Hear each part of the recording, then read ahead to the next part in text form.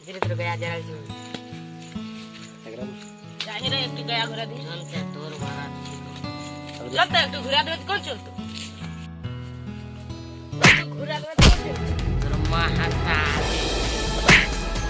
मसला के मार मार मार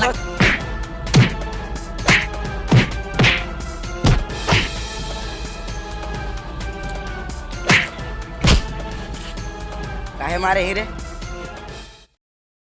तोरने आजा लड़ा करब करे चल ना वीडियो बनावे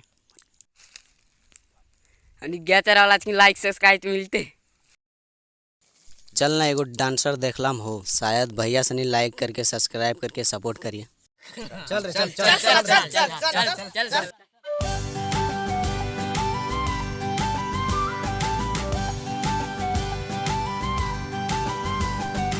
ये बात हो सब कोई जाए आले तोर साथे वीडियो बनाना हो और हमनी के डांस भी नहीं आवे ठीक हो चल तो निकरा सिखा दिए ये कमरिया कमरिया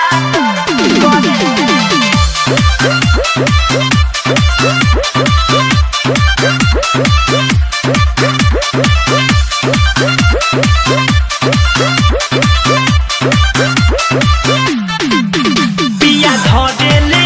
जिया डहरेला मन कथी के हो नाही भरेला कितनो परेला गरमी त सरद करे आई मर गई रे जब जब मरद करे कमरिया दर्द करे ओए माँ जब जब मरद करे कमरिया दर्द करे अय्या पिया धरेले जिया डहरेला मन कथी के हो नाही भरेला कितनो परेला गरमी त सरद करे जब जब मरद करे कमरिया दर्द करे ओह नो जब जब मरद करे कमरिया दर्द करे। हाय दोस्तों हेलो हमारे डांस कैसा लगा